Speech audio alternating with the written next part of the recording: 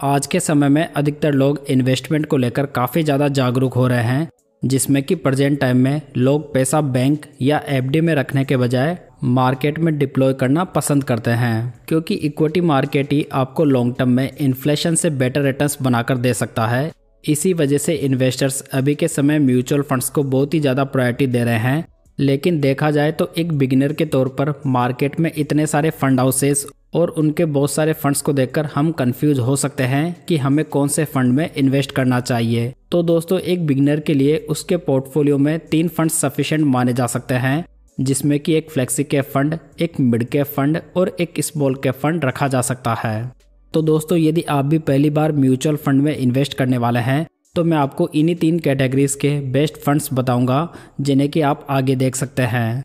तो चलिए दोस्तों, विदाउट वेस्टिंग टाइम वीडियो शुरू करते हैं और सबसे पहले बात करते हैं फ्लेक्सी कैप फंड की।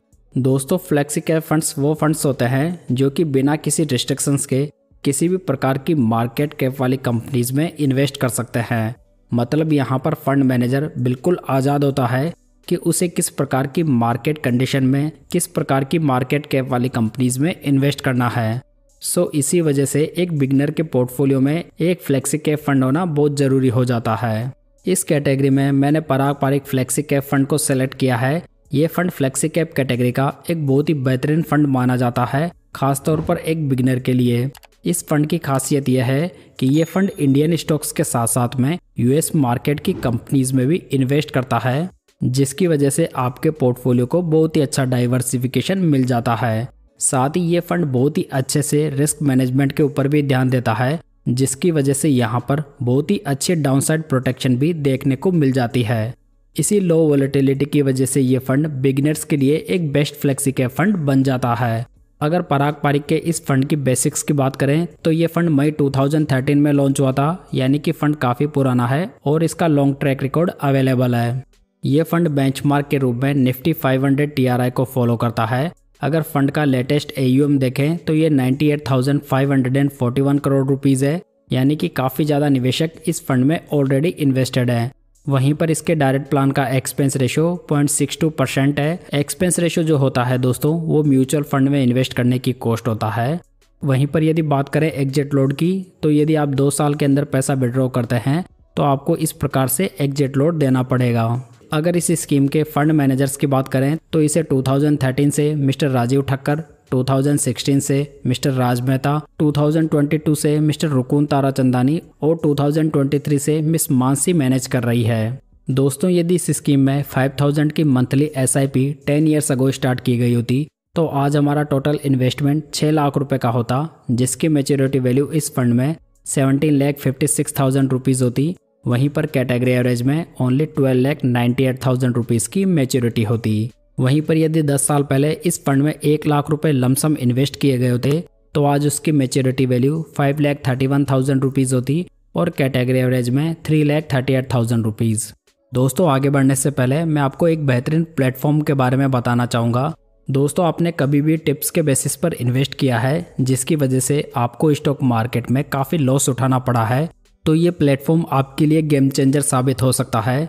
देखा जाए तो हम एक फ़ोन खरीदने के लिए घंटों रिसर्च करते हैं, तो सिर्फ टिप्स के बेसिस पर अपनी मेहनत की कमाई को हम कैसे लगा सकते हैं, ये सोचने वाली बात है। टिप्स पर इन्वेस्ट करना can be A recipe for disaster, लेकिन सवाल अब ये उठता है कि आखिर स्टॉक के बारे में पढ़े तो कहाँ से पढ़ें।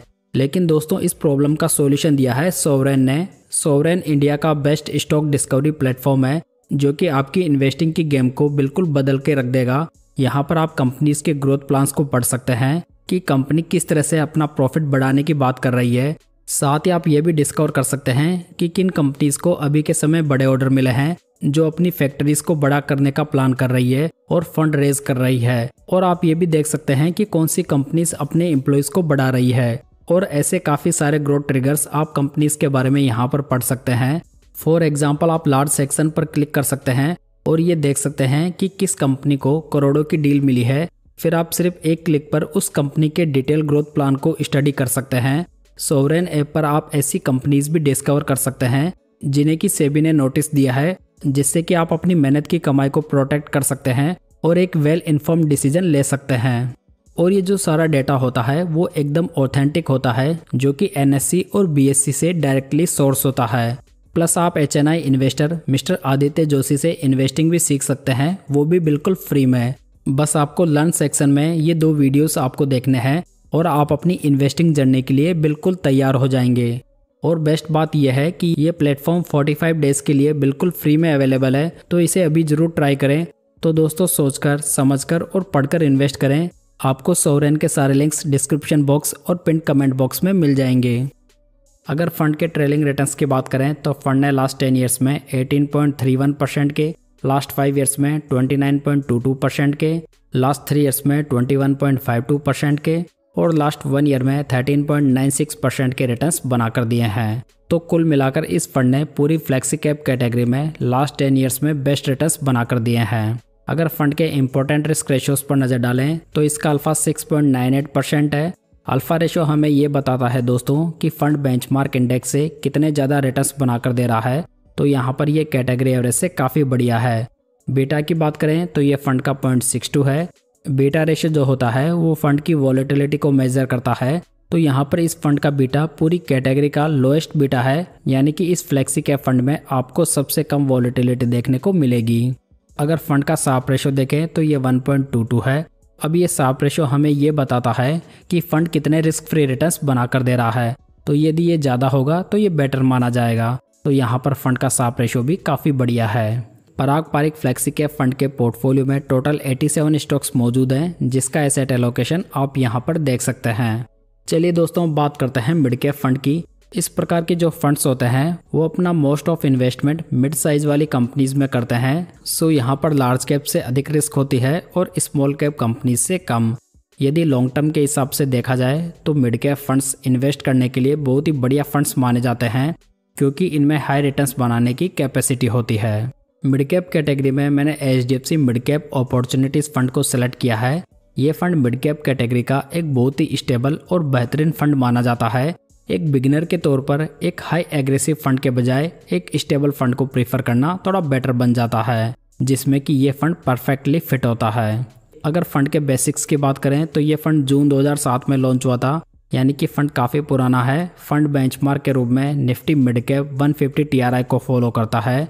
अगर फंड का लेटेस्ट AUM देखें तो ये 74,910 करोड़ रुपीज़ है और इसके डायरेक्ट प्लान का एक्सपेंस रेशियो 0.79% है। यदि आप इस फंड से 1 साल के अंदर पैसा विड्रॉ करते हैं तो आपको 1% का एग्जिट लोड देना पड़ेगा। HDFC के इस फंड को 2013 से मिस्टर चिराग सेतलवत मैनेज कर रहे हैं, यानी कि फंड मैनेजर इस स्कीम के साथ में काफ़ी लंबे समय से बने हुए हैं, जो कि हमें ये बताता है कि फंड में काफ़ी अच्छी फंड स्टेबिलिटी मौजूद है। दोस्तों यदि इस स्कीम में भी 5000 की मंथली SIP 10 साल पहले स्टार्ट की गई होती तो आज टोटल इन्वेस्टमेंट 6 लाख रुपए का होता, जिसकी मैच्योरिटी वैल्यू 17,80,000 रुपीज़ होती और कैटेगरी एवरेज में 15,20,000 रुपीज़ की मैच्योरिटी वैल्यू होती।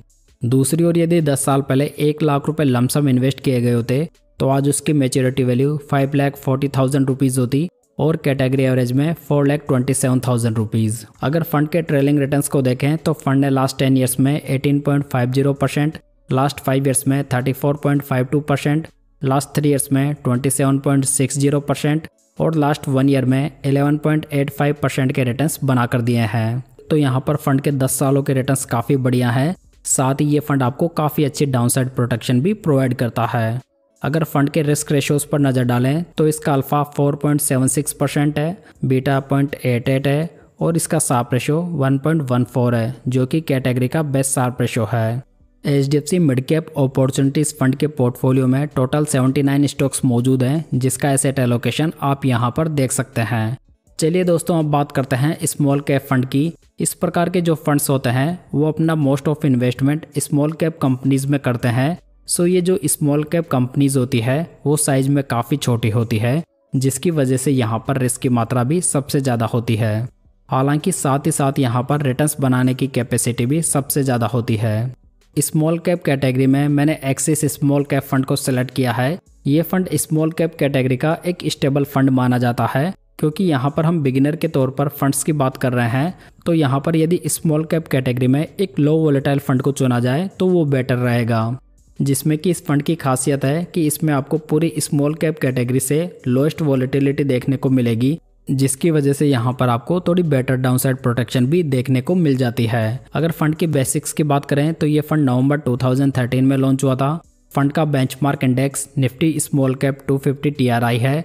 अगर फंड का लेटेस्ट AUM देखें तो ये 23,318 करोड़ रुपीज़ है और इसके डायरेक्ट प्लान का एक्सपेंस रेशियो 0.56% है। यदि आप इस स्कीम से भी 1 साल के अंदर पैसा रिडीम करवाते हैं तो आपको 1% का एग्जिट लोड देना पड़ेगा। इस स्कीम को 2023 से मिस्टर मयंक हयांकी और 2024 से मिस्टर तेजस सेठ मैनेज कर रहे हैं। यदि इस स्कीम में भी 5,000 की monthly SIP 10 years ago start की गई होती तो आज टोटल इन्वेस्टमेंट 6 लाख रुपीज़ का होता, जिसकी मैच्योरिटी वैल्यू 18,37,000 रुपीज़ होती और कैटेगरी एवरेज में 15,36,000 रुपीज़ की मैच्योरिटी होती।